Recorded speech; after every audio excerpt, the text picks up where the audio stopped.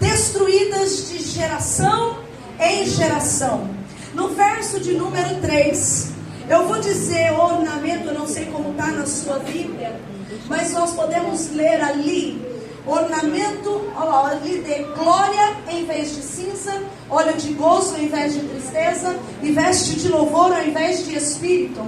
No 3 você vai ler glória em vez de cinza, óleo de gozo em vez de tristeza, vestes de louvor em vez de espírito angustiado. Leia alto, leia forte, porque isso é profético. 1, 2, 3. Glória em vez de cinza, óleo de gozo em vez de tristeza, veste de louvor em vez de espírito angustiado. Tome o seu assento, glorifique o nome do Senhor. Glorifique o nome do Senhor. Oh glória. Espírito Santo de Deus, nós estamos na Tua presença. Nós já levantamos orações neste lugar. Nós já clamamos ao Teu nome, nós já adoramos, nós já ouvimos a Tua santa voz neste lugar. Nessa noite nós queremos paralisar neste momento, neste ambiente, tudo aquilo que não vem de Ti, toda distração, todo impedimento agora caia por terra, toda seta maligna do inimigo tentando agora paralisar os ouvidos da Tua igreja. Nós clamamos a Ti agora, saia em nome de Jesus, toda distração agora. Deus amado, Deus querido, mais uma vez nós clamamos, fala conosco, cumpre em nós o Teu propósito. Fica à vontade, Espírito Santo, para curar, para salvar, para libertar, para fazer aquilo que é necessário nessa noite. Nós estamos aqui rendidos a Ti, dependentes de Ti, sabendo, Senhor, que o Senhor é quem faz todas as coisas, inclusive o impossível nessa noite. Deus, traz à tona tudo aquilo que não vem de Ti, em nome de Jesus, e cura, toca, liberta para a glória do Teu nome. Você diga amém. Glória a Deus, que Deus abençoe. Meus irmãos, eu estou hoje meio contundida. Não sei se você está percebendo, estou com a mãozinha aqui. Eu estou com uma dor muito forte no meu braço. Eu estou com uma doença no cotovelo. E eu não consigo segurar, não consigo mexer a mão, com bastante dor. Então você tem um pouquinho de paciência comigo, porque eu, normalmente eu estou mais agitada, mas hoje eu estou meio contundida, estou com bastante dor mesmo. Daqui eu já vou para o hospital, porque eu vou precisar ir para o médico, porque eu não estou conseguindo fechar a mão direita. Mas no final eu creio que com a oração da igreja, talvez eu não precise nem do médico.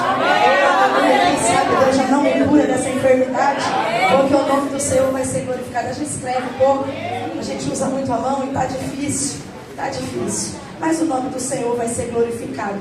Quando me foi passado esse tema, eu preparei a mensagem e eu não esqueço. A pastora Simone um dia me mandou uma mensagem e eu achando que era 18 de março, estava pronta para vir para cá. E ela me mandou a mensagem: não é hoje, missionária, é só o mês que vem. Meu Deus, esqueci, tão ansiosa. E de lá para cá eu tenho meditado um pouco, mas hoje o Senhor me chamou a atenção para um algo. E eu comecei a escrever na minha casa ali à tarde, em cima daquilo que eu já tinha preparado, porque o Senhor, Ele é bom e a gente fica com medo, irmãos. A gente fica um pouco temerosa, a gente fica meio insegura. E eu falo sempre para o Senhor: Senhor, confirma a Tua palavra, confirma aquilo que o Senhor tem para falar na igreja, porque este povo é Seu. E o Senhor já confirmou, isso já me trouxe uma tranquilidade, porque nós estamos falando de gerações, e já foi dito muitas coisas aqui essa noite, mas a verdade, irmãos, é que a geração, Deus, o nosso Deus, Ele é um Deus de geração. Ele é um Deus que nunca trabalhou no individual. Ele é um Deus que trabalha no individual, óbvio, no cada um, na individualidade, mas Ele é um Deus que Ele preza pela geração, Ele preza pela ancestralidade, como já foi dito aqui. Ele é um Deus que Ele sempre, você vai ler na Bíblia, um Deus trabalhando no pessoal, no familiar, nas gerações. Deus é um Deus que se preocupa com a nossa família, se preocupa com quem veio e se preocupa com quem virá. Deus é um Deus que Ele não chama apenas a mim, Ele chama a minha casa, Ele chama a minha família, Ele chama uma linhagem inteira. Quando você vai olhar para os textos, você vai ver Deus falando, até hoje. O judeu, ele usa muito essa expressão, o Deus de Jacó, o Deus de Isaac, o Deus de Abraão, é uma linhagem. E são muitas linhagens. Quando você vai estudando, você vai vendo a linhagem de Noé, a linhagem de Moisés, você vai ver Deus chamando um, mas trabalhando em todos. Você vai ver que sempre tem um que Deus levanta. No meio do caos, no meio da destruição, no meio dos conflitos ali sociais que havia, o texto vai dizer em Gênesis 6 que nos tempos de Noé os dias eram maus, era horrível. O negócio estava feio demais. Ao ponto de Deus dizer que ele havia se arrependido de ter criado o homem. Aí Deus ele vai para salvar uma geração. Deus vai chamar um homem. Deus vai chamar uma pessoa. Hoje nós entramos aqui com esse tema, cura geracional. Um culto de mulheres, já foi dito aqui, eu não vou ser repetitiva, mas eu preciso dizer o que o Espírito Santo manda. Que muitas vezes, irmão, Deus não vai chamar todo mundo da casa, não. Deus vai chamar só uma mesmo. Tem hora que Deus chama só você mesmo. Aí você vai olhar e falar, estou cansada. É tudo eu mesmo. Deus chama um, Deus chamou um Noé. Deus falou com Noé. Noé, chama a tua família. Você vai construir, você vai trabalhar, você vai organizar um negócio, mas a ordem é com você, Noé. A minha intimidade é com você. O projeto eu estou entregando na tua mão. Oh, glória. Você vai envolver teus filhos, as notas, tua esposa, você vai envolver. Mas o projeto é contigo. Não sei por que tem Noé, eu já estou sentindo Deus. Eu não sei por que tem Noé aqui dizendo assim, mas por que Deus só fala comigo? Por que não fala com ele? Por que não fala com ela? Por que Deus não faz assim? Não, porque Deus deu um projeto é para você, minha filha. E quando Deus dá um projeto para uma pessoa, irmã, você pode querer fugir, correr, se esconder. E Deus fala assim, não, mas é contigo. Não é, faz tudo que tem que fazer. Ele dá lá a ordem, ele tem ajuda. E Deus trabalha. A vida de Moisés foi da mesma maneira, irmãos. Quando Deus vai chamar Moisés, chama Moisés e fala assim, eu tenho uma obra contigo, meu filho. Ô glória, tu vai libertar esse povo tudinho. Aí você vai olhar para a história de Moisés, você vai olhar para a situação de Moisés, e você vai ver que o menino estava na barriga da mãe, o inimigo já queria matar. Verdade. Tem gente que entrou aqui que estava na barriga da mãe, irmão, é sério que eu vou dizer. É verdade. O inimigo não queria nem que você nascesse. Verdade. Se ele pudesse, tinha te matado na barriga da mãe. Verdade. Mas Deus ele tem uma obra. Deus ele tem um projeto. Glória! Deus ele tem algo com a tua linhagem. Deus tem algo com os teus filhos. Oh, glória! Oh, glória a Deus! Aleluia! Moisés passa por tudo que tem que passar. É muita luta, é muita guerra, é muita perseguição, é muita situação que Moisés passa. Mas quando você vai ver, uma grande geração é levantada a partir de Moisés.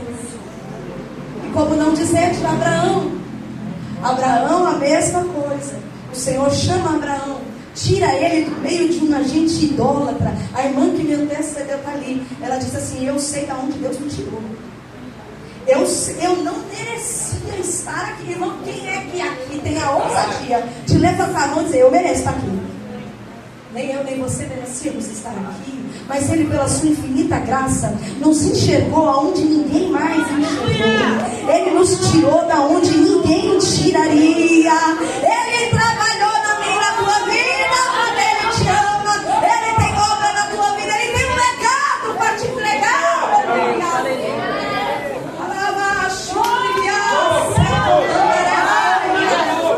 Irmão, legado a gente não escolhe, é Deus que dá. É verdade. É Deus que faz. Abraão, sai da terra, sai da parentela, vamos embora, vem comigo, eu vou te mostrar um lugar. Estou indo, Senhor, não perguntou nem para onde. E ele vai. Você conhece a história, nasce Isaac, nasce Jacó, e o Senhor, Ele está trabalhando. Deus, Ele não é apenas um Deus, aleluia, que muda a história, que faz algo diferente. Deus, Ele trabalha pela tua casa, pela tua família. Oh, aleluia, Deus de geração. Quando a gente olha para o texto de Êxodo, capítulo 20, e Deus está dando as ordens, as ordenanças para aquele povo, dizendo para o povo assim, olha, essa geração aí que está aí, eles estão adorando, estão idolatrando imagens de escultura dentro dos 10 mandamentos. Ele fala assim, vocês não vão adorar não, vocês vão fazer diferente. Porque a sua geração precisa ser uma geração diferente. Há um padrão nessa geração. Depois você lê lá Gênesis 20. Há um padrão nessa geração. E eu quero que você rompa esse padrão. Porque se você seguir esse padrão, você segue o padrão de pecado. E Deus está dizendo assim: eu não quero que você permaneça. Muitas pessoas leem esse texto de Gênesis querendo aplicar dentro do texto a tal da maldição hereditária. Mas nós que somos servos do Senhor, aleluia, crentes, aleluia, cremos no poder transformador do Espírito Santo, nós não acreditamos em maldição hereditária, irmão. Nós acreditamos sim que o inimigo ele trabalha, mas cabe a nós uma escolha de romper.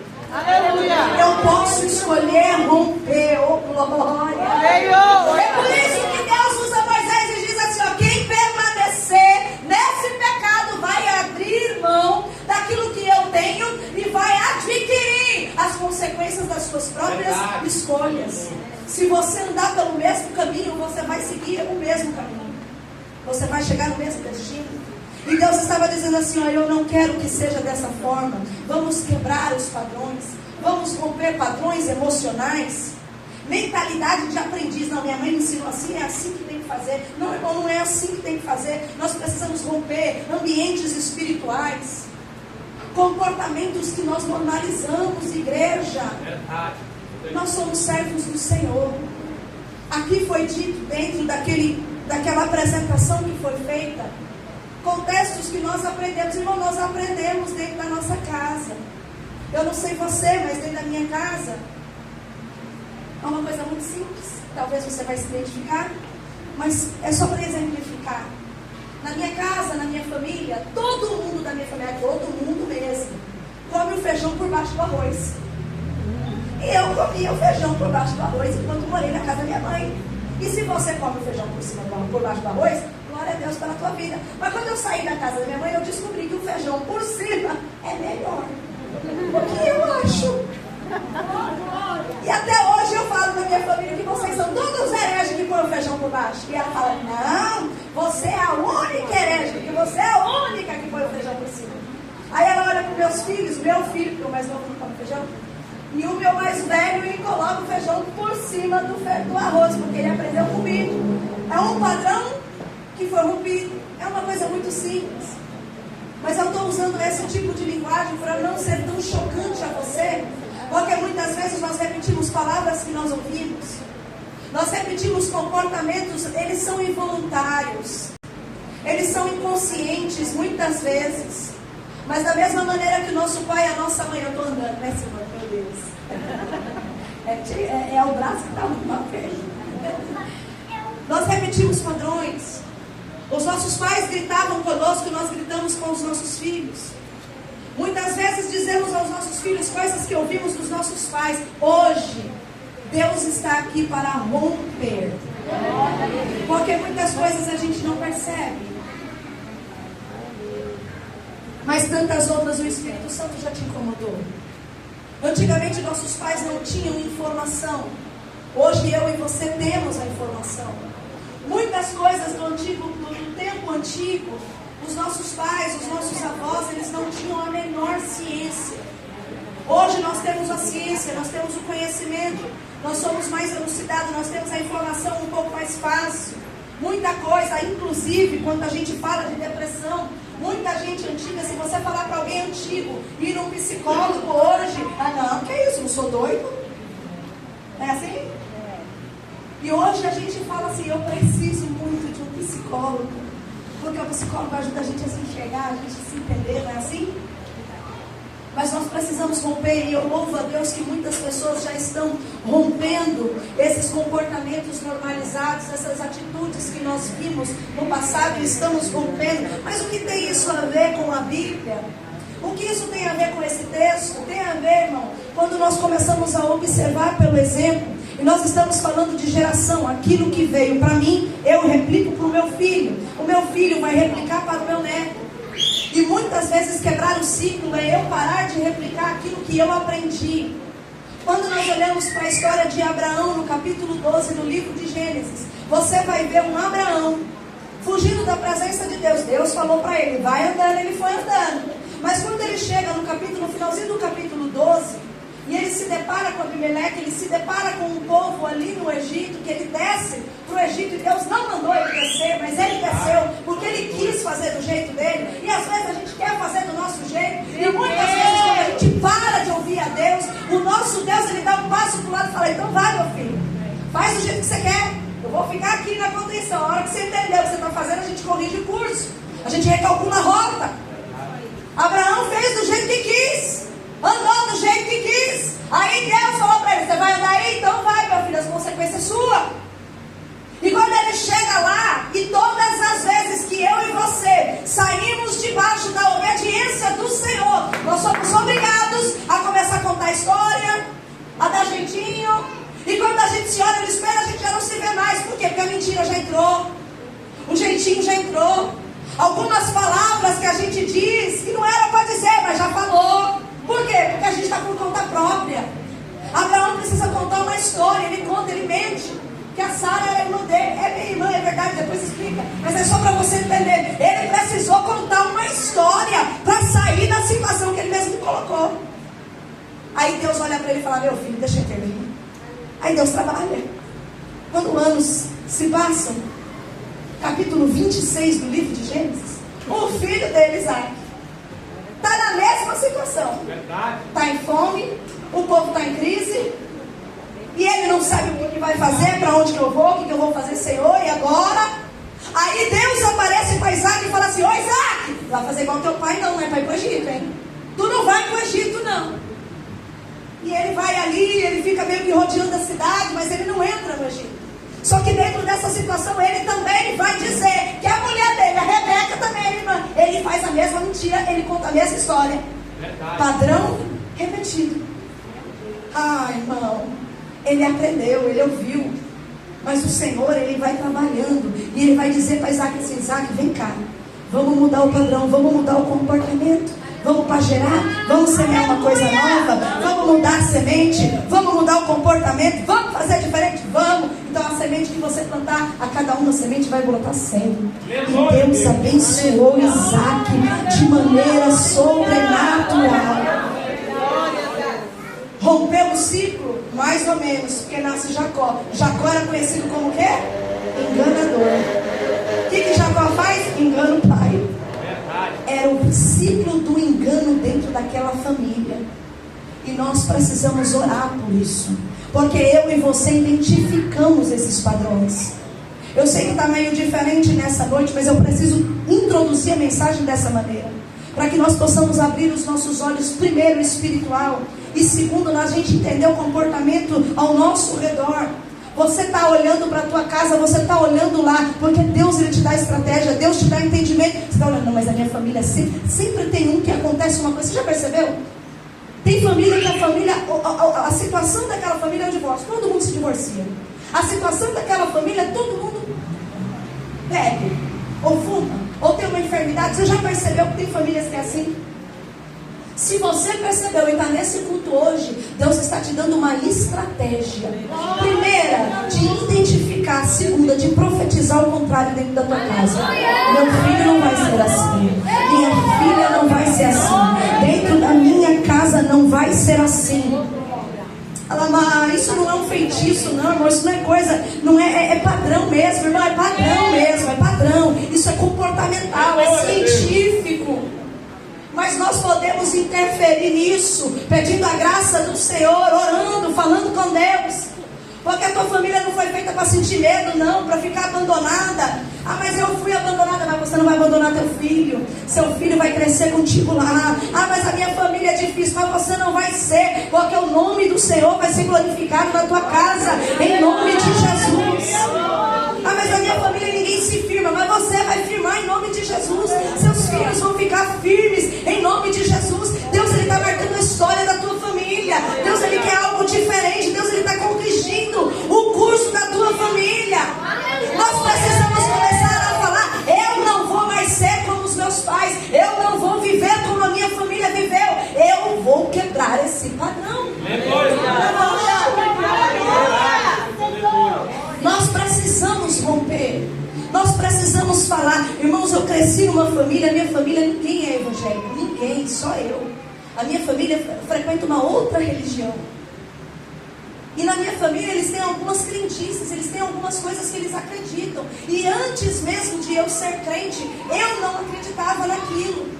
E quando eu rompi com a minha família e eu saí de casa, eu fui morar sozinha, com 18 anos eu já não morava com a minha família. Eu não acreditava em algumas coisas, então eu não queria viver aquilo para mim. Eu não queria viver aquilo para mim. E ali nos 3 anos depois eu conheci a Deus. Deus me escolheu, Deus me santificou, me limpou e me trouxe para a presença dele e disse: eu tenho uma obra na sua vida. E eu pude começar a contemplar o que Deus iria fazer na minha vida. E foi indo, e Deus foi trabalhando, e eu fui observando. Até hoje eu vejo alguns padrões da minha família, mas a minha família ela já olha e fala assim: não, mas você tem que orar, tem que pôr no altar do seu Senhor. E é assim, irmão, porque a gente rompe e faz eles enxergar o que está em nós. Às vezes a gente não vai mudar ninguém não, irmãos. A gente não muda nada, a gente não tem esse poder. Mas Deus, através do seu Espírito, Ele começa a mudar. E a gente precisa entender que a gente não é consequência de ninguém não, irmãos. Quando a gente vai para o livro de Ezequiel, capítulo 18, você vai ver que eles vão dizer, capítulo 18, verso de número 1, se eu não me engano. Tem um texto de, eu vou até ler, para não incorrer em erro e não falar errado o texto. Ezequiel 18 vai falar das uvas.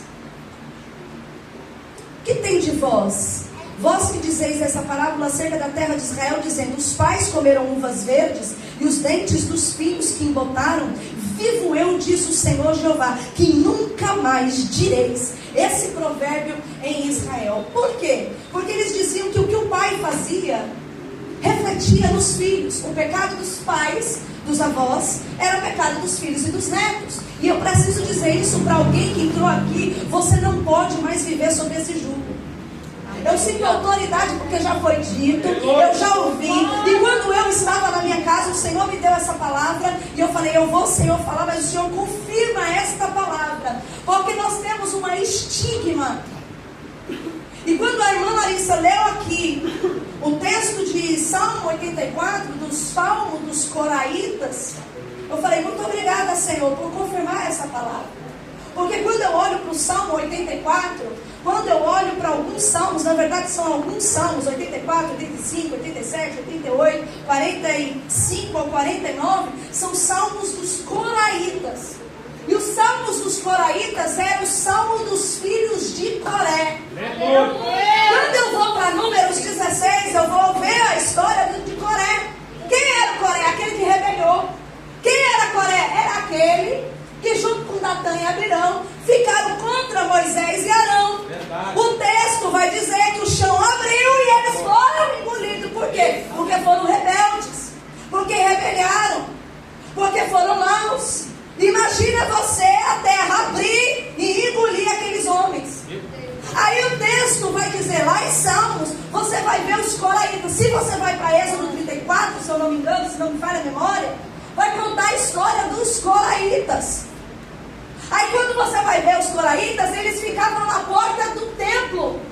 Eles guardavam as portas do tesouro do templo. Verdade. Mas como é que pode, missionária? É porque quando eu olho para o texto, eu vou ver que lá em Números, quando a terra vai abrir, Moisés ele dá um grito e ele vai dizer assim: ó, quem está com eles vai descer. Mas quem se abster e não se rebelar e decidir fazer as coisas do jeito certo, vai viver. Então eu entendo que os pais pecaram, os pais rebeliaram, os pais quiseram fazer a rebelião, mas teve filho que olhou e falou: eu não vou me envolver com isso. Teve filho que olhou e falou: eu não vou fazer o que meu pai está fazendo. Eu não vou ser como minha mãe está sendo. Eu não vou ser igual, eu não quero me misturar, eu não quero meu nome envolvido nisso. E nisso está tudo bem, igreja.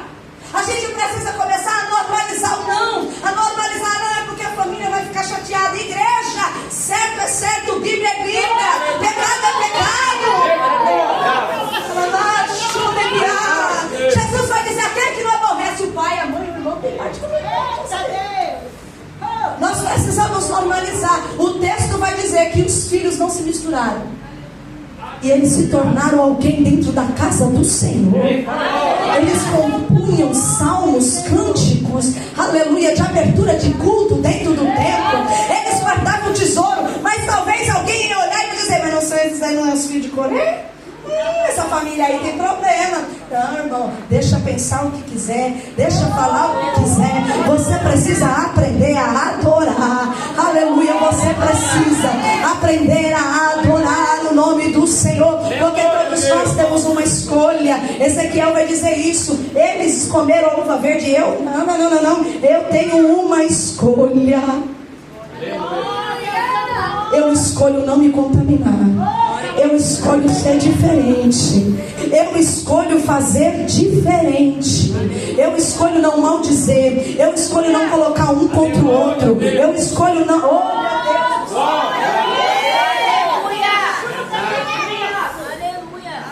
Eu escolho fazer diferente. E Deus, quando a gente escolhe fazer diferente, Deus, Ele trabalha diferente. A gente precisa entender que heranças existem, influências existem. A gente não está livre. Só que o nosso destino espiritual, ele não é hereditário, é Deus quem dá. Ninguém pode ditar o que você vai ser ou não vai ser. Antigamente, as gerações mais antigas escolhiam até as profissões dos filhos. É assim ou não é? Hoje não, hoje a gente olha para o filho. Eu tive essa conversa hoje com o meu filho mais velho. O que você vai querer ser? Não sei, mas você tem tempo. Vai fazer 15 anos, ainda você tem tempo. Vamos pesquisar, vamos fazer um curso, vamos ver o que você se identifica. Vamos começar. Mas a gente não pode mais ser estigmatizado pelo aquilo que já passou. Até porque quando Jesus, a gente vai olhar para Mateus capítulo 1 e a genealogia de Jesus, você vai ver coisas na genealogia de Jesus que não dá para entender. Você vai olhar para Jesus e vai entender que tem coisas ali que, se fosse a gente, estava ajudando. Porque a primeira pessoa que aparece lá na lista lá é a Tamar. Foi vítima de um incesto. Aí tem quem mais lá? Tem Davi, que era um adúltero, um homicida. Aí tem Raabe. Raabe era quem mesmo, irmão? Era uma mulher da vida. Aí se você for olhar para essa geração, irmão, não sobrava um.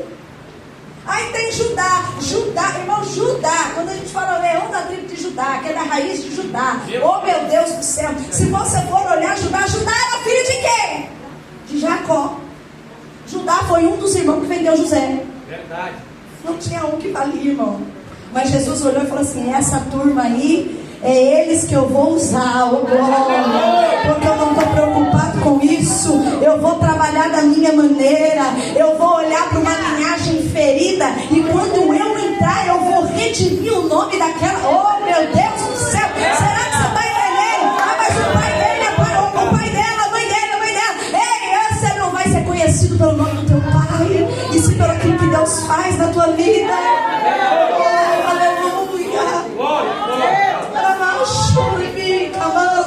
Sempre vai ter quem fala, irmãos. Mas Jesus, quando Ele entra na história, Jesus, quando Ele entra, quando a cruz entra na família, ela vai redimir, aleluia. É coisa linda quando Deus vai começar a trabalhar nos ciclos, restaurar a identidade. Deus, Ele trabalha de uma maneira sobrenatural.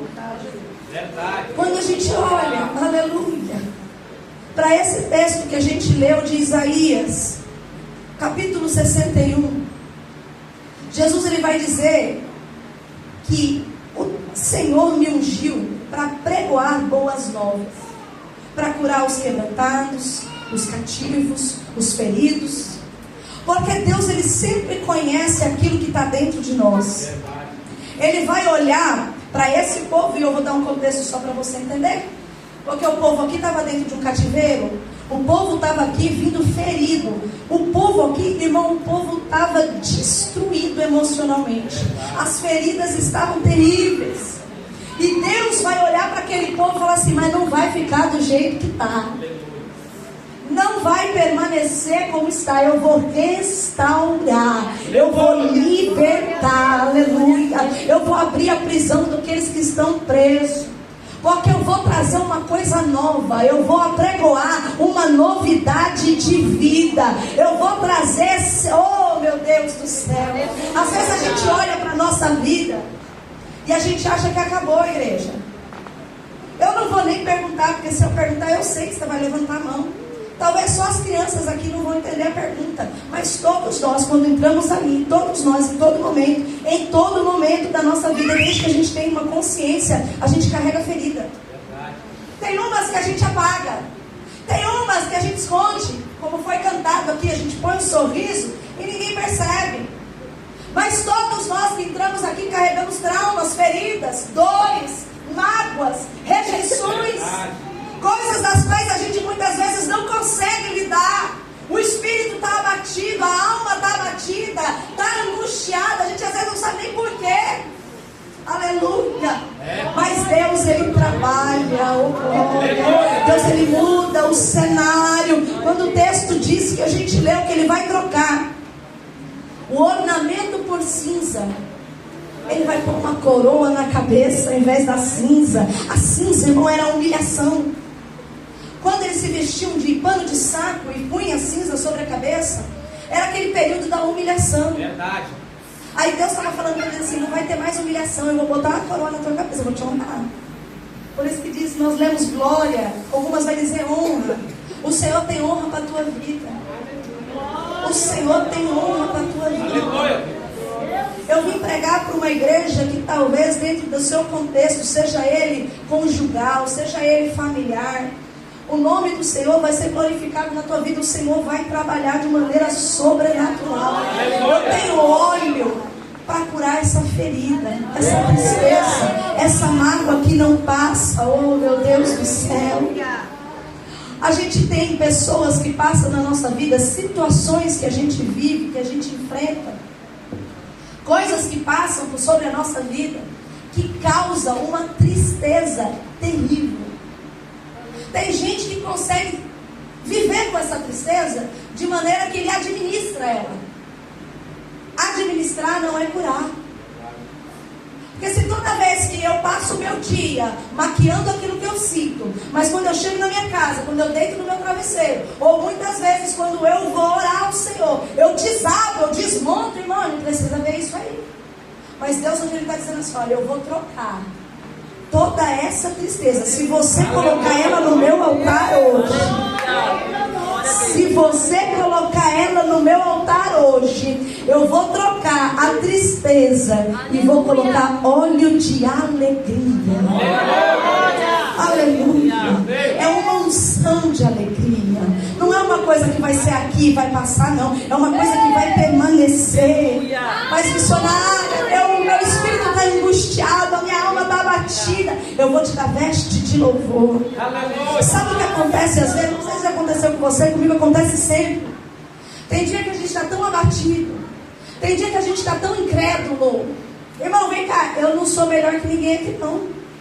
Pastor não é melhor que ninguém, missionário não é melhor que ninguém. Irmão, todos nós que estamos aqui temos o nosso dia bom, mas nós também chegamos no dia ruim.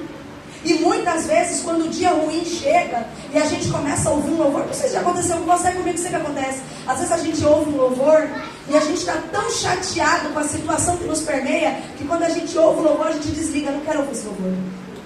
Tem prova que a gente está na prova e a gente canta o mesmo louvor, a gente põe ele em repeat. Aleluia. Eu ultimamente, já faz muito longo, todo culto que eu vou canta a música da Sara Farias, da Voz de Deus. Mas é todo. Porque eu fico todo dia com o Senhor: Senhor, eu preciso ouvir tua voz. Senhor, eu preciso ouvir tua voz. Senhor, se eu não ouvir tua voz aqui, eu não vou suportar. Aí eu chego no culto, que canta? A voz do Senhor não te ouve. Eu amo. Jesus, obrigada.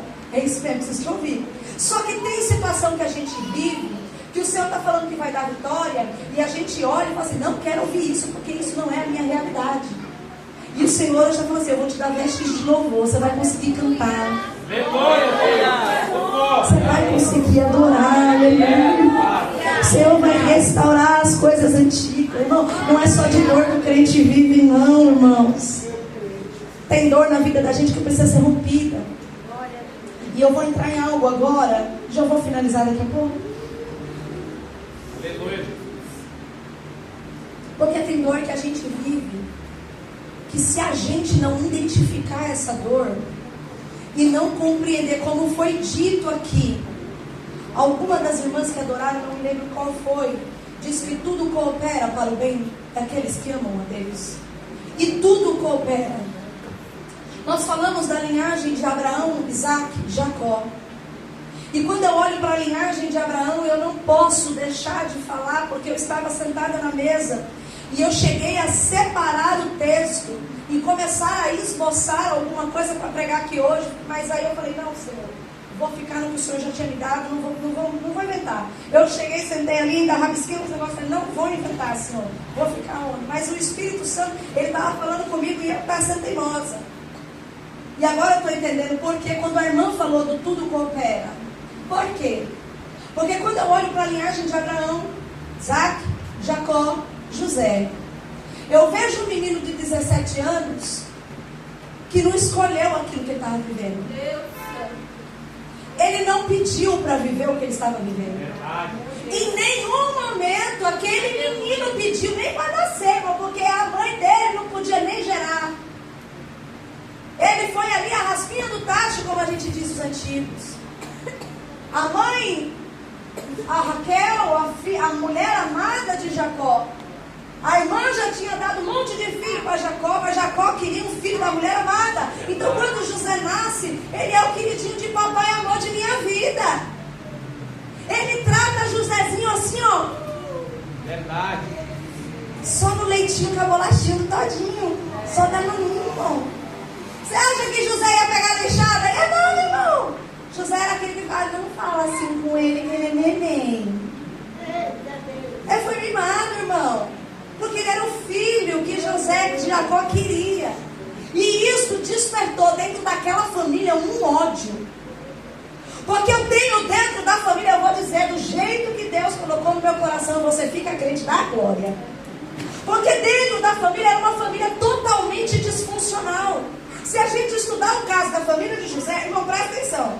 Tinha Jacó, que era o pai. Tinha Leia, que era a primeira esposa, que era rejeitada do pai. Ela fez de tudo para Jacó amar ela. Lê lá depois. Ela fez de tudo para Jacó amar ela. E Jacó rejeitava ela. Aí tem a Raquel. A Raquel tinha uma serva. A Leia também tinha uma serva. Como a Raquel não gerava, deu bila para Jacó gerar filho. Aí Leia olhou e falou, não, eu também quero pôr minha serva aí. Irmã, era uma disputa dentro daquela casa. Era uma rincha dentro daquela casa. Era uma mãe com o seu filho, julgando o filho da outra mãe. Verdade. E colocando um irmão contra o outro irmão. Isso foi gerado dentro daquela casa. Eita, fala aí, Deus. E às vezes a gente dentro da nossa casa, e você dá glória para ninguém entender que é contigo. Porque não existe família perfeita, a minha família também tem isso. Mas dentro da nossa casa, dentro da nossa família, a gente está falando mal dos outros da nossa família na frente dos nossos filhos. A gente está criando inimizade dentro da nossa casa. E às vezes a nossa casa é todo mundo crente. Minha família ninguém é crente, mas tem família que é todo mundo crente. Aí é o tal do filho não gostar da tia pela história que a mãe contou. Mas o filho não era nem nascido para saber da história. E cria essa rincha. E a família cresce naquele irmão, está na nossa mão hoje. Você que está ouvindo isso, está na nossa mão romper isso. Verdade. Quando alguém vier falar de uma coisa, fala, não quero ouvir. Tia, ó, eu agradeço a oportunidade, não quero ouvir. Aleluia. Glória a Deus. Verdade, papai. Aleluia. Ah, Senhor, eu não queria falar isso não. Glória. Ai, me ajuda. É a sogra. Que a nora nunca é boa o suficiente para o filho. E envenena a cabeça do filho. E o filho está ouvindo e está lá. É a mãe que muitas vezes está falando para a filha do marido. E aí a mulher, quando chega em casa, já começa a olhar o marido diferente. Eu estou falando porque tem endereço. Senão eu estaria falando. E aí a gente está criando esse problema dentro de casa. Aonde isso vai terminar? Nos irmãos se juntando, pegando José, jogando dentro de uma cisterna e vendendo ele para a ismaelita. E a história acaba aí porque o pai vai sofrer o resto da vida pela morte de um filho que nem morreu. E a mentira opera dentro da casa. E o ódio ganhou dentro daquela casa. E a situação foi criada. Passa o primeiro ano, o segundo ano, 3 anos. E Jacó chorando a morte de José. E José estava lá no governo, lá na casa do governador, na casa de Potifar, trabalhando, Deus trabalhando na vida dele. Deus era com ele. Deus não abandonou ele. Mas e a família ficou lá como? De que jeito? E Jacó ficou de que jeito? Passa 1 ano, 2 anos, 3 anos, 5 anos, 10 anos se passa. Oh, meu Deus do céu. 13 anos se passa. 22 anos se passa. Até que eles se reencontram. Você conhece a história de José? José nunca pediu uma túnica, nunca pediu para nada disso. Mas Deus, ele tinha que trabalhar na vida daquela família. Deus, ele tinha que salvar aquela linhagem de uma maneira. E às vezes Deus faz isso da maneira muito difícil para José, para quem é José. Por quê? Porque foi José que ficou na prisão, foi José que ficou na cisterna, foi José que foi mentido, caluniado, difamado pela mulher de Potifar, foi José que ficou lá na cadeia e foi esquecido pelo padeiro, pelo copeiro, ficou lá. Foi José que ficou chorando, porque o texto diz que ele chorou várias vezes, mas Deus era com ele. Foi José que não estava entendendo nada, irmão, 17 anos o garoto tinha. O texto vai dizer que quando ele se torna o maioral lá, junto com o faraó, ele recebe o anel, recebe as roupas, recebe a esposa. Ele vai ter 2 filhos, Manassés e Efraim. Ele vai dizer, porque Deus me fez esquecer de toda a dor, de tudo aquilo que aconteceu na casa do meu pai. Irmãos, eram 22 anos depois. 22 anos depois. Oh, meu Deus, ele já tinha 31 anos. Ele vai dizer assim, ó, agora eu esqueci a alegria de viver o hoje. É tão grande que eu esqueci da dor da casa do meu pai, de tudo que aconteceu lá. Eu esqueci. Aí eu pergunto para você, igreja, esquecer é perdoar? Esquecer é perdoar? Não é. Tem gente que diz assim, não, eu perdoo, mas não esqueço. Perdoar é esquecer? É sim. Esquecer não é perdoar, mas perdoar é sim esquecer. O texto vai dizer, eu já explico. Teve gente que ficou assim, ó, não concorda. Vou explicar. E ele tem o segundo filho. Já o segundo filho, ele coloca o nome de Efraim e vai dizer, porque Deus me fez crescer na terra da minha aflição. Primeiro eu esqueço, depois eu cresço. Se eu não esquecer, eu não evoluo. Se eu não deixar para lá, eu não cresço. Se eu não permitir que Deus me molde, eu não cresço. Eu não vou chegar a lugar nenhum. Quando ele entende isso, ele fala, eu entendi. Aí Deus vai olhar para ele e falar, vamos ver se entendeu mesmo. Porque agora, você não está vendo eles, mas agora você vai ver. Passa-se 22 anos, ele esquece de tudo isso. Ele fala, quer saber? Vou seguir a minha vida. Olha aí, a minha vida está boa. Sabe quando a gente chega num nível da vida e a gente olha e fala assim, está tudo bem na minha vida? Não estou falando ausência de luta, irmão. Eu estou dizendo quando você olha e fala assim, estou conseguindo seguir com a minha vida, inerente às situações do meu passado, inerente daquilo que a minha família fez ou fez, eu consegui conquistar alguma coisa, então eu olho para a minha vida e me vejo satisfeita com aquilo que eu consegui. Mesmo com luta, mesmo com prova, eu sei que Deus está na minha vida. Você entende isso, amém? Só que chega um momento que Deus fala, agora que você entendeu, vamos ver se você entendeu mesmo. Porque até ali, ele não tinha visto ninguém. Ele literalmente esqueceu. Falou, quer saber? Eles lá, eu cá, minha vida está boa, Deus está na minha vida, não tem por que ficar guardando mágoa. Vou tirar a mágoa do meu coração. Ai, irmão, quando a gente decide mexer nessas feridas. A irmã que me antecedeu falou do pus.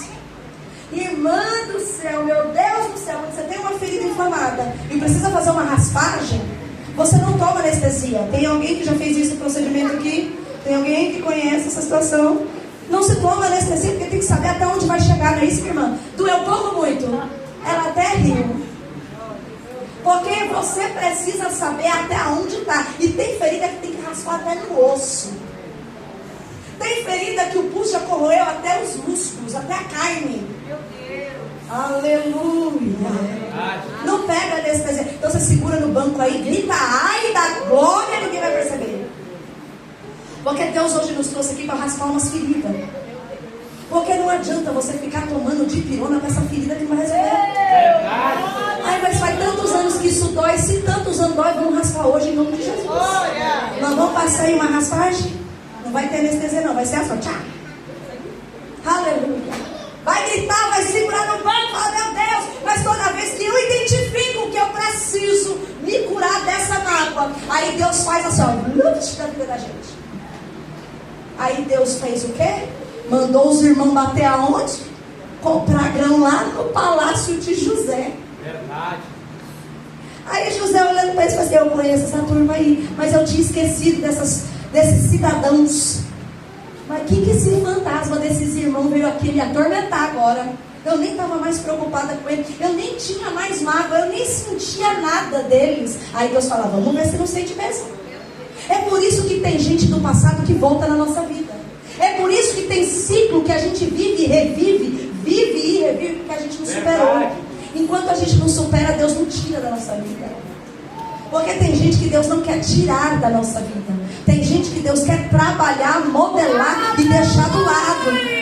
Não concorda, missionária, não pedir para você concordar. É a realidade. É a raspagem hoje aqui. Aleluia.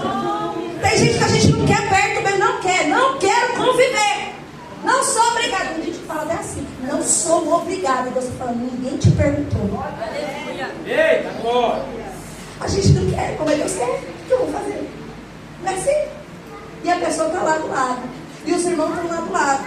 Então José, ele vai olhar e vai falar assim, então vamos ver se eles mudaram. Eu vou dar uma segunda oportunidade para eles. Porque da primeira vez eles me pegaram e me jogaram no fogo assim que eles tiveram a oportunidade. Eu vou fazer a mesma coisa com meu irmão. Porque Raquel teve um outro filho, Benjamim. Então ele vai testar o coração daqueles irmãos. E vai olhar para eles e vai dizer assim, então me traz Benjamim aqui. Aí um deles, o Rúben, que é aquele que queria matar, era aquele que queria, né? Ele fala o quê? Não, deixa eu ficar. Porque se meu pai perder outro filho, meu pai não aguenta. Olha o coração dele quebrantado. Olha o coração do irmão mais velho, que até então matou, fez, acontece, queria matar. Agora ele já está falando, não, eu estou pensando no meu pai. Quantos anos eu disse que passou? 20? Aí eu te pergunto, e a gente já encerra. Nesses 22 anos, José superou, sim ou não? Sim ou não? Superou, irmão. Estava até conversando com eles lá, superou. Sim ou não? Ele esqueceu, ele cresceu, ele evoluiu. Esqueceu, superou, sim ou não? Sim. E os irmãos, será que superaram? Não. E os irmãos, 22 anos, será que não viveram com remorso? Imagina você, os irmãos, contando a mentira, dizendo que José estava morto, sabendo que José estava vivo, olhando para o pai, definhando na cadeira, chorando, ah, José.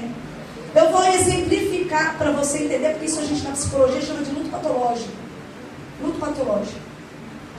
O Jacó estava há 22 anos, talvez, segurando aquela tônica colorida, suja de sangue. Talvez ele não conseguiu se desfazer daquela túnica. E ele abraçava a túnica falando, meu filho. Talvez ele nunca mais foi o mesmo. Talvez os filhos olhavam para o pai e falavam, acabamos com a vida do pai. Olha o remorso. Se, vamos exemplificar outra coisa. Se naquele momento Jesus voltasse, fosse o arrebatamento, José ia para o céu, sim ou não? Provavelmente sim, né? Porque está superado. E os 11 irmãos, ia ou não ia? E o peso do pecado daqueles irmãos estava como? Aí Jesus chega, oh glória, e fala, essa linhagem não pode acabar. Eu tenho um plano com essa linhagem. Eu fiz uma promessa para o meu filho Abraão. Eu falei para ele que a descendência dele ia ser grande. Eu fiz uma promessa, reafirmei ela para Isaac. Eu reafirmei ela para Jacó. Não vai morrer com José. Não vai morrer com José, não. Oh glória. Oh José, vem cá. Tu é forte, meu filho. Vem cá que tu aguenta. Ai, como é difícil ser José. José, reúne eles na mesa, conta para eles. Perdoa eles agora para eles entenderem. Você já está perdoado, você já sabe, você já não tem mais raiva deles. José vai olhar Gênesis 45:5. Gênesis vai olhar para eles, bem nos olhos deles, para cada um deles, e vai dizer assim, ó, não turbe o vosso coração, não fica pasmado não. Não se preocupa com o que vocês fizeram, porque vocês me venderam para o Egito. Oh meu Deus do céu. Tudo isso foi para preservação da vida. Foi para isso que você ele trocando aqui, só para você entender, ele falou falou mais ou menos assim, ó: vocês foram instrumentos de Deus na minha vida. Ah, irmão, isso aqui é um nível de maturidade muito alto. Isso aqui, irmão, isso aqui é uma evolução, uma maturidade que não dá para explicar. Ó, vocês foram um canal de bênção da minha vida. Irmão, 22 anos. Anos preso. 13 anos passando por luta de lá para cá, de prisão, de calúnia, de difamação, sendo escravo, longe da família, chorando com saudade do pai, pensando: meu Deus, os meus irmãos não podiam ter feito isso. 13 anos nessa situação. Depois ele ficou mais uns 7 anos lá, uns 9 anos. Ele começou a olhar e entender que tudo aquilo contribuiu para o maior proveito do Evangelho. Essa pessoa, aleluia, que talvez criou situações na tua vida, que te feriu. Talvez você chegou aqui com o coração entulhado, aleluia, mas Deus está dizendo: isso vai contribuir. Você precisa romper, fazer uma escolha. Em nome de Jesus, consiga entender que tudo que passa na tua vida é o Senhor dizendo: eu sou o Deus que permiti e que usei dessas situações para te curar, para chegar onde você está. Se não fosse, irmão, faz uma retrospectiva da tua vida. Tem prova, tem luta e tem pessoas que passaram na minha e na tua vida que, se não tivesse passado, você não estaria aqui. Essas pessoas foram contribuição para o teu ministério, para a tua vida.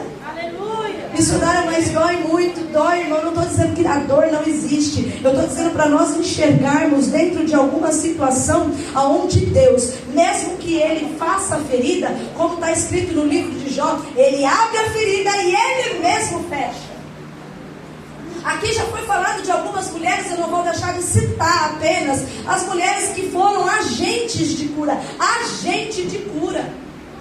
Porque às vezes na vida da gente, como José, que passou por tudo isso, Gênesis 45, que ele conversa com os irmãos e entende e manda trazer o pai.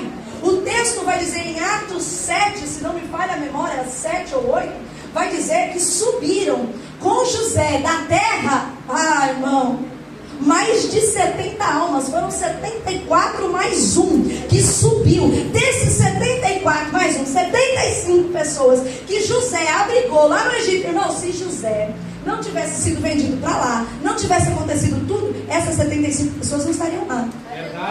Você quer outro dado que eu vou te dar de números agora? Essas 75 pessoas viraram 628 ou 38 mil pessoas. É outro dado de Êxodo. Quando você pega essas 630 e poucas pessoas, viraram 2,5 milhões que atravessaram o Mar Vermelho. Ei, você não está entendendo. Se você não perdoar, aleluia, tem coisa que Deus não vai agir. É a linhagem, é uma cura. Verdade. Oh, Pai. Deus, Ele está falando: eu tenho planos para com a tua família, com a tua vida. Ainda que as coisas não estão saindo como deveriam sair, porque tem coisa que sai do eixo mesmo. Não, tem coisa que sai do eixo. E se a gente for tentar consertar, não dá certo. A gente tem que entender e deixar na mão de Deus. E Deus, Ele vai trabalhar. Mas o que Deus tem proposto para nós aqui hoje é a cura. É a cura. A gente receber essa cura. A gente administrar essa cura. Tem coisa que a gente vai ao médico e ele te dá um remédio. Ele te diagnostica, ele vai te dar o diagnóstico e ele vai te dar uma receita para você tomar. E algumas comorbidades ou algumas enfermidades, você vai tomar uma medicação lá. É assim ou não é? Você vai tomar uma injeção aqui e depois você vai fazer esse tratamento 7 dias em casa. É assim ou não é?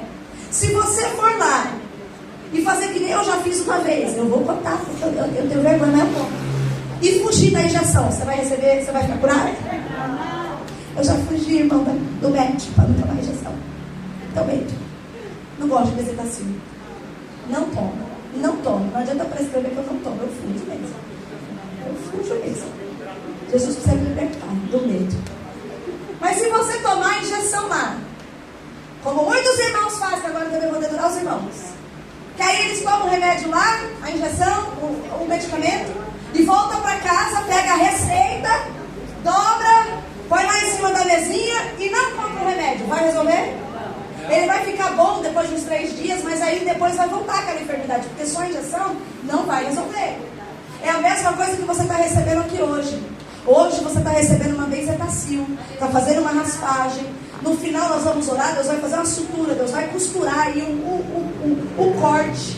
Deus vai colocar um remédio, Deus vai fazer um curativo. E você vai para sua casa com o curativo, você vai cuidar desse curativo. Só que se você não pegar a receita, glória, e tomar pelos dias que você precisa tomar, fazer a sua parte na sua casa, essa enfermidade vai voltar.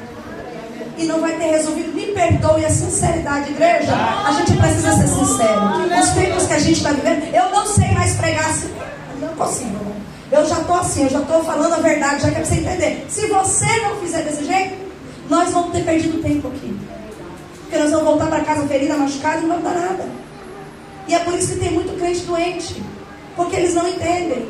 Mas nós hoje aqui, pela glória do nome do Senhor, nós entendemos. Quando a gente recebe a cura, a gente cura. A gente passa a ser agente de cura. Foi citado aqui sobre isso. Então quando eu olho para uma mulher chamada Ana, como foi dito, ela precisava daquele filho. Alguns estudiosos dizem que foi mais de 20 anos orando, eu não sei. Onde a Bíblia não tem voz, eu não tenho ouvido. Não fala quanto tempo ela orou. Mas diz que pelo menos 10 filhos. Então eu posso dizer que pelo menos mais de 10 anos a Ana sofreu com Penina. Só que Deus, ele é tão grandioso que ele estava preparando a Ana para um propósito muito maior. Então Deus, ele cura o coração de Ana, ele prepara com muita lágrima, com muita dor, com muita agonia, com muito espírito abatido, ao ponto de não conseguir sair palavras da sua boca. Mas no momento certo, o que ela faz? Se o Senhor me der, eu te devolvo. Verdade. Se o Senhor fizer por mim, eu faço pelo Senhor. Tem hora que Jesus precisa apertar a gente. Ela teve outros filhos, ela teve mais filhos, mas Samuel era um propósito divino. Tem coisas que nós estamos sofrendo que não é por nós, é pelo propósito divino. Tem luto que a gente passa que não é por nós, é pelo propósito divino. Tem situações que eu e você enfrentamos que não é por nós, é pelo propósito divino. Noemi, ela passa pelo luto, ela passa pela dificuldade, ela passa pela humilhação, ela passa pela amargura. E no final, não tinha nada a ver com Noemi. Era a Ruth que precisava entender, era a Ruth que precisava ser discipulada, era a Ruth que precisava chegar aos pés de Boaz, era a Ruth que precisava chegar lá para quê? Para que ela entrasse na genealogia de Jesus. E quem foi que passou por tudo? Foi Noemi. E a bichinha tadinha, não tem nem o nome do livro com o nome dela. Tem processo que a gente passa que não é pela gente. Quem vai viver o propósito é o seu filho, não é você. Quem vai passar pelo processo é você. Mas quem vai colher o que você está vivendo, a lágrima que você está plantando hoje, não vai ser você, vai ser seu neto, vai ser seu filho, talvez a sua nora, que nem na sua família e seu sangue é.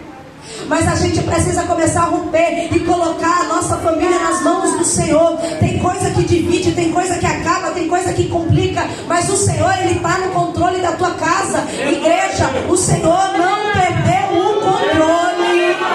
O Senhor não perdeu o controle, o Senhor, ele está no controle. O Senhor sabe de todas as coisas. Nós precisamos entender. E eu encerro falando exatamente dessa plantação.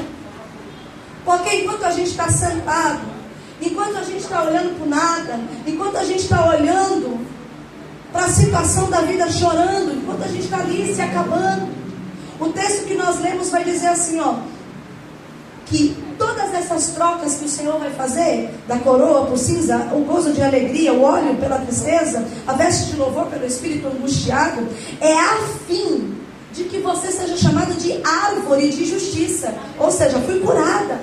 Plantação do Senhor. Plantação do Senhor. Você vai edificar lugares que foram assolados e restaurarão lugares antes destruídos. Gerações que passaram por muitas situações, e talvez você vai ser a pessoa que vai estar lá, plantada. Quando a gente olha para esse texto, e esse contexto eu vou fechar para você entender. Quando a gente olha para esse contexto do povo cativo na Babilônia, Aí eu olho para o Salmo 137 e vejo o povo lá, sentado na frente do rio da Babilônia, chorando de se acabar. Não canto mais, não faço mais nada, porque a dor era tão grande, que ele pega a harpa dele e faz o quê? Pendura no salgueiro. Eu não vou cantar mais, como é que eu vou cantar em terra estranha? Esse povo aí está pedindo canção para nós, esse povo que nos destruiu. Eu vou cantar para esse povo, esse povo aí que achou que cantou, eu canto. Mas não se tratava daquelas pessoas, se tratava do cântico para o Senhor.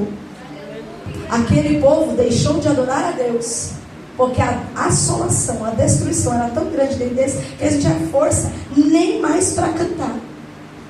Aí o Senhor vai trabalhar, o Senhor vai entrar, o Senhor vai levantar profeta, o Senhor vai levantar, por exemplo, Jeremias. Jeremias vai escrever uma carta para eles, capítulo 29 de Jeremias.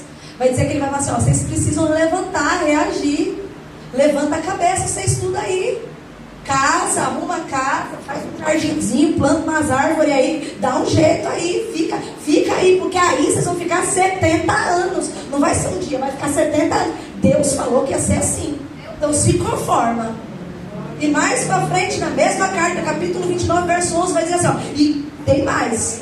Deus falando para eles, e buscareis, e me achareis, quando me buscares de todo o coração.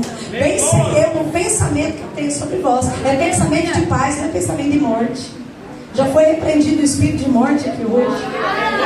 É pensamento de paz, não é pensamento de morte, não. É pensamento de paz, não é pensamento de morte. Com aquela palavra aquele povo se levanta e aquele povo volta a fazer alguma coisa. Como que você sabe, missionária? Salmo 126.